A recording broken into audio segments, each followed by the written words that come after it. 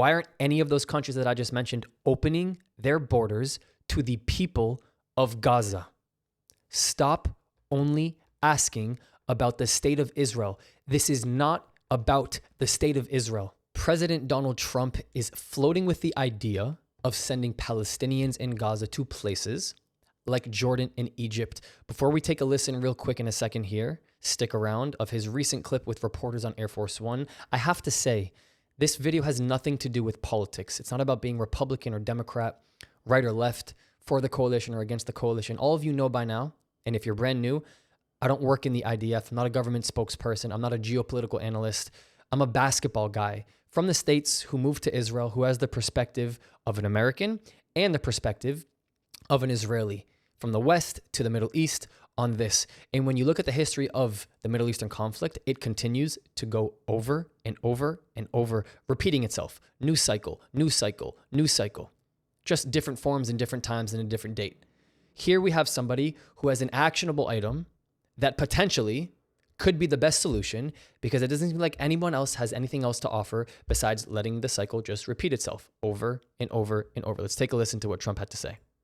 I'd love you to take order for, because I'm looking at the whole Gaza Strip right now, and it's a mess. It's a real mess. So you'd like Jordan to house people from I'd Gaza? like him to take people.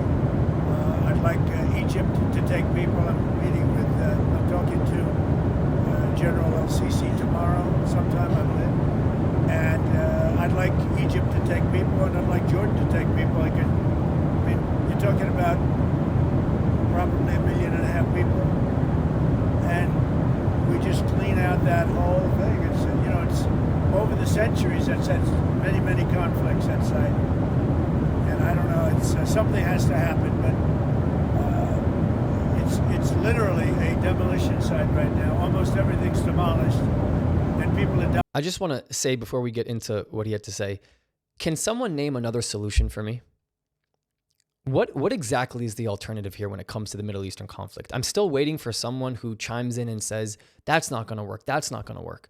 And without any real changes, the issues that we have in the Middle East will continuously go on. They will persist.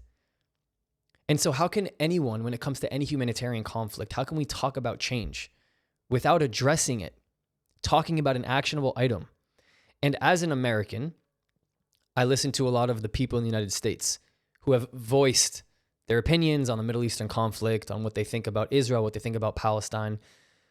Well, if the people in America that have that such strong opinion about this whole thing, why not take them in yourself? Let's play a game. What if the United States right now sent over 20 cargo ships to the Gaza Strip, loaded Palestinians onto the ships, and those ships pulled up to the East Coast, where Boston is, where New York is, where Florida is? What would you do? How would you feel? A lot of you seem to say that you're supporting their freedom fight, their resistance movement, that they're a peaceful movement. Sounds like all qualities that I would want to live with and have people right side by side with me. Why are you not willing to open up your borders? And if that were to happen, how would you really feel? Because words are cheap. Talk is cheap. The words that you have, the words that a lot of these Americans have, they don't weigh that much, because I know it's not real. I know that if that were to happen right now and those ships did pull up on your East Coast, you wouldn't just let them into your borders, and you wouldn't just make them your neighbors. And so my question is, because I know that that's just, and if I'm wrong, prove me wrong. I'm waiting for somebody to prove me wrong. But what about Egypt? What about Jordan? What about the other Arab countries? Why are they not opening up their borders to the Palestinians? It's a critical question to be asking in this war. They speak different dialects of Arabic, some are radically religious, some are secular, some are moderate. They have similarities in their culture. What exactly is stopping them? Why is it that there are so many Gazans who are not accepted into Arab countries like Syria, like Morocco? What about Iran? Why is it that someone like me, who speaks to people from these places, Egypt, Morocco, Jordan, Syria, Lebanon, Iran. I speak to them. Sometimes they have to hide their face. Sometimes they have to hide their voice. Why is that? Why is it that when I'm speaking to them and they're supporting Israel's right to defend themselves, or they're telling me that their own countries would not let in the Palestinians, but they have to hide who they are while they're saying it? Why are we not asking why that's happening? It's because if their identity was public and those in charge, the IRGC, found out that they shared these opinions, their lives and their families' lives would be in jeopardy. And so when we talk about the head of the snake and why is it that a lot of these countries are not letting the Palestinians in, it's because of their behavior. This radical jihadist ideology, actions, movement, it is what they do. It is what they are bred to do. And it's no different for the Americans that I was just talking about, who, if those cargo ships pulled up to your coastline, you really think you just open them with welcome arms? Would you let them in for lunch? Open up a picnic in the backyard? There's plenty of space in America, plenty of real estate, plenty of space. But I'm trying to understand why there's an incredible amount of opposition to this relocation as a solution. And that opposition leads me to ask one question. If you're opposed to the idea of taking the population inside of the Gaza Strip, these Palestinians, and relocating them to another place for them to have humanitarian benefits, for them to have regional benefits, which we'll get to in a second, then what is your solution? Because I know what it is, but I'm waiting for you to say it yourself. You don't want the Palestinians to have to move. You'd rather wipe Israel off of the map. It's not about the Palestinians. It's about Israel. It's about the people there. It's about the Jews. It's about people like me. You don't want me there. You'd have me wiped off the map from the river to the sea. So you're not opposed to these Palestinians being relocated because you don't want them to have to go through a relocation process. You're opposed to it because your preferred alternative is to destroy the state of Israel. That's exactly the issue. And the thing is many people are actually willing to admit that.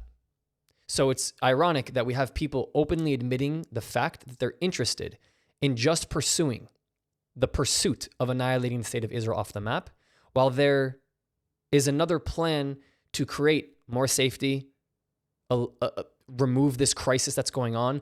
When we talk about actual objective things to do to create peace in the Middle East, to create safety. But people are opposed to this. The far left are opposed to this idea. You can't move the Gazans. But it's overcrowded, and this would be giving them a better opportunity. What is a better opportunity right now than just keeping them side by side with the people who are their deepest enemies with? What is the point? I'm trying to, I can't rationalize that.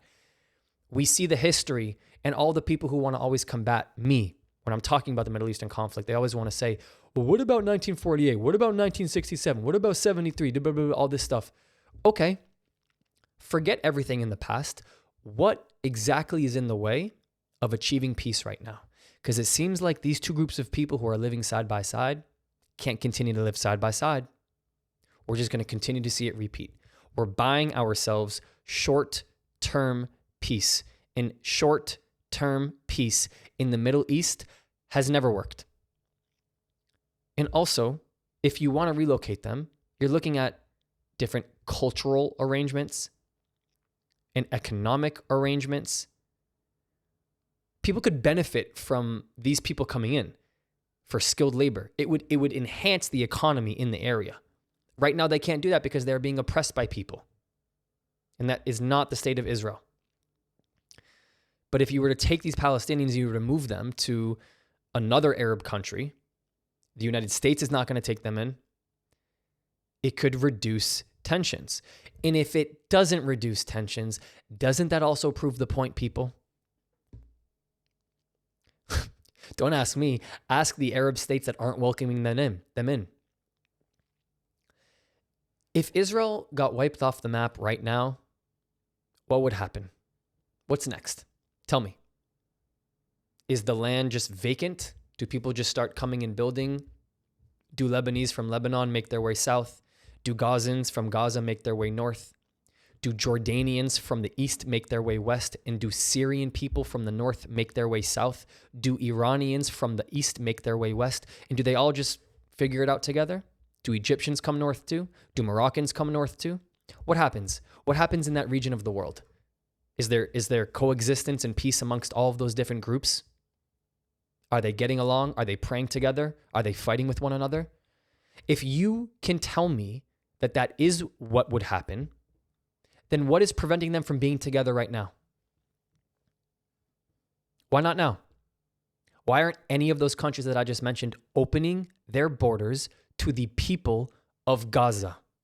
Stop only asking about the state of Israel. This is not about the state of Israel. You have to look between the lines. Read through them.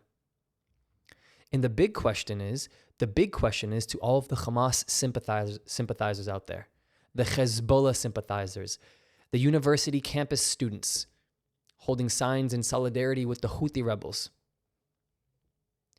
Why are they not stepping in? It's insanity. It is insanity.